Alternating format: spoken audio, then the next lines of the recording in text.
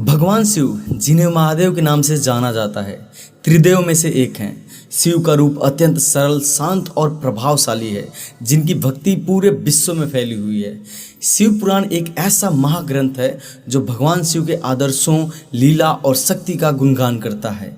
यह ग्रंथ समस्त मानव जाति के लिए ज्ञान, भक्ति और मोक्ष का मार्ग प्रशस्त करता है। शिव पुराण में भगवान शिव को अनादि और अनंत माना गया है। उनका कोई आरंभ या अंत नहीं है। शिव की महिमा का कोई माप नहीं है और वे सभी तत्वों से परे हैं। शिव ही संसार के संहारक है, परंतु यह संसार विनाश नहीं बल्कि पूर्ण निर्माण के लिए होता है। वह अपने सरल और सहज रूप में अत्यंत गूढ़ और रहस्यमयी है। उनके माथे पर तीसरा नेत्र, जटाओं में गंगा और कंठ में विष है, जो इस बात का प्रतीक है कि वे संसार के सभी कष्टों और पापों का नाश करते हैं। शिव पुराण के अनुसार भगवान शिव की उत्पत्ति के बारे में कोई ठोस साक्ष्य नहीं है। उन्हें स्वयंभू माना जाता है, अर्थात वे स्वयं प्रकट हुए हैं। वे त्रिनेत्रधारी, त्रिशूलधारी और भस्म से अलंकृत होते हैं। भगवान शिव का महाकाल स्वरूप, समय का स्वामी और उनका नटराज रूप नृत्य के द्वारा सृष्टि की रचना, पालन और संहार का प्रतीक है।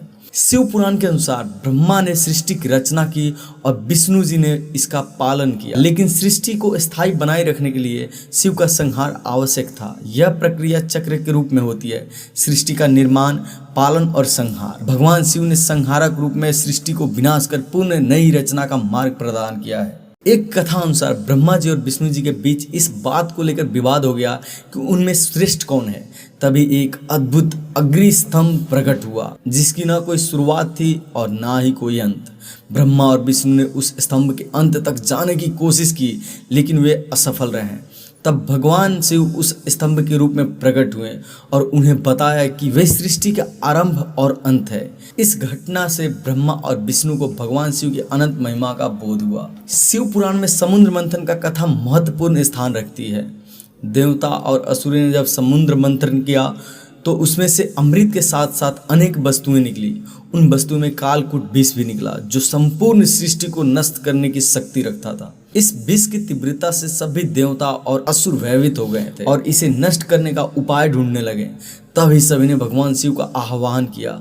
शिव ने विष का पान किया, लेकिन उसे अपने कंठ में ही रोक लिया। इस कारण उनका कंठ नीला हो गया और तभी से उन्हें नीलकंठ कहा जाने लगा। इस प्रकार भगवान शिव ने सृष्टि की रक्षा की। शिव पुराण में भगवान शिव और माता पार्वती की कथा भी विशेष रूप से वर्णित है।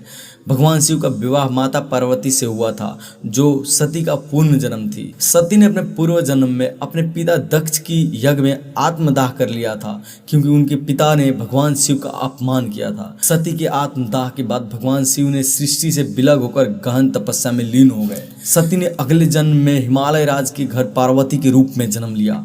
पार्वती ने भगवान शिव को प्राप्त करने के लिए कठिन तपस्या की।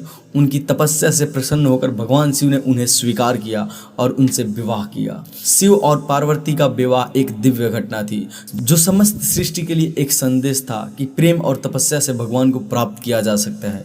माता पार्वती और भगवान शिव को प्रेम, स्नेह और समर्पण का प्रतीक है। तांडव नृत्य को भौतिक और आध्यात्मिक नृत्य सृष्टि के आध्यात्मिक संसार में संतुलन का प्रतीक है। जब शिव अपने तांडव में लीन होते हैं तो पूरी सृष्टि में उथल पुथल मच जाती है। शिव पुराण में तांडव नृत्य को सृष्टि की अंत की गति के रूप में प्रस्तुत किया गया है। इस नृत्य से यह संदेश मिलता है कि सृष्टि में परिवर्तन अपरिहार्य है और यह प्रक्रिया शिव के नियंत्रण में है। तांडव की एक कथा के अनुसार एक बार शिव को क्रोध आया और उन्होंने अपना तांडव आरंभ किया। उनके तांडव से सृष्टि को भय उत्पन्न हुआ कि यह नृत्य सृष्टि को विनाश का संकेत है। देवताओं ने माता पार्वती से प्रार्थना की कि वे शिव को शांत करें।